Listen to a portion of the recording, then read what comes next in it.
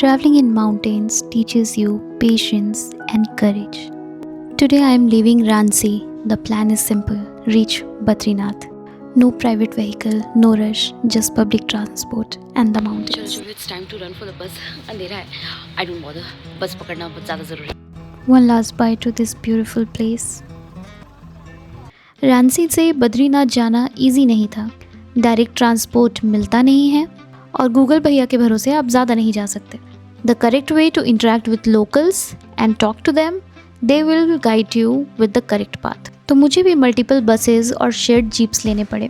Time लगा, थोड़ा wait भी करना पड़ा, लेकिन पहाड़ों में ट्रैवल का यही चार्म तो होता है ना भाई. और बद्रीनाथ का रास्ता is way way way beautiful dude. I can't explain this in words. और इस खूबसूरती को ना दुनिया का कोई भी कैमरा कैप्चर नहीं कर सकता है, ये भी मैं दावे के साथ कह सकती हूँ. खैर, after enjoying such wallpaper worthy sceneries, I finally reach to Badrinath around 6 PM. फटाफट होटल चेक इन किया, बैग रखा और फिर लिया लाइफ का सबसे ठंडा शावर. फ्रेश होने के बाद रेडी होकर मैं सीधा मंदिर के लिए निकल गई. बॉडी थकी हुई थी, लेकिन अंदर एक अलग ही शांति थी. शायद ये शांति श्रीमन नारायण के आसपास होने का एहसास था.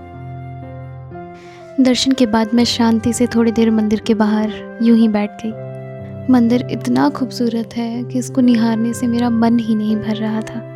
मुझे यकीन ही नहीं हो रहा था कि बिना किसी प्लान के मैं यहाँ आ गई, या फिर शायद ये मेरा नहीं उनका प्लान था. ये सारी चीज़ें उन्होंने ही प्लान करी और मुझे यहाँ बुलाया.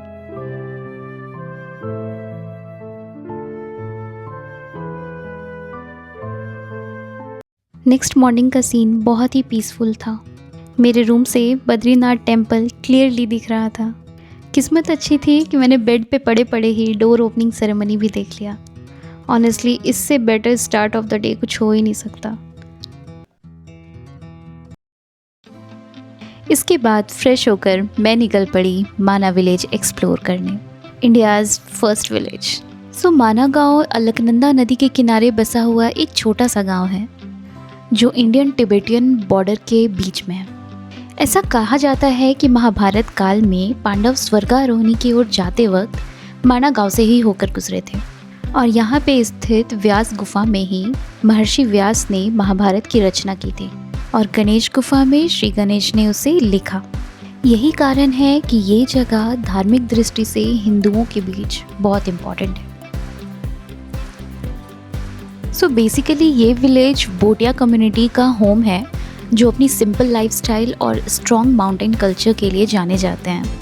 एक्सट्रीम वेदर और लॉन्ग विंटर्स के बावजूद यहाँ का लाइफ काफ़ी ही काल्म और काफ़ी ग्राउंडेड लगता है.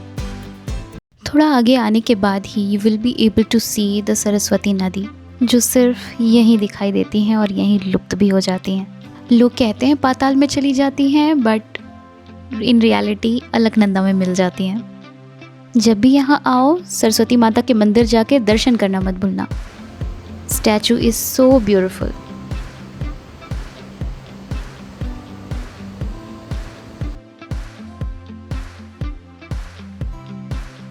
दिस इज़ द मंदिर.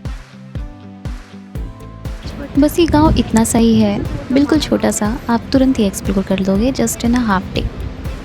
After crossing this Bhim Pul, वैसे कहते हैं भीम ने एक बड़ी सी चट्टान यहाँ रख के इस पुल को बनाया था ताकि द्रौपदी क्रॉस हो सके.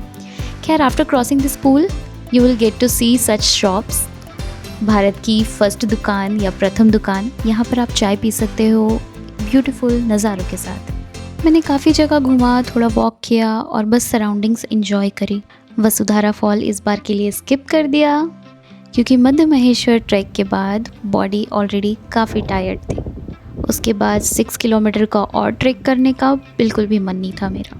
सो I just said to myself better luck next time. यहाँ मैं बैठ के अपना स्नैक्स एंजॉय ही कर रही थी, तभी शेयरिंग टैक्सी वाले भैया का कॉल आया. He got the co passenger, so he was ready to leave for Rishikesh. तो मैंने भी डिसाइड कर लिया कि अब निकलना ही सही होगा.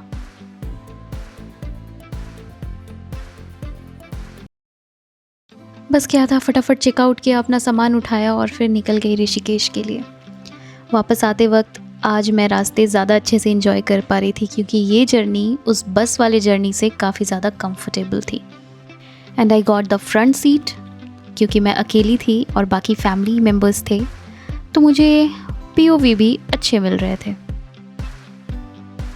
Quite in late night, I finally reached to Rishikesh.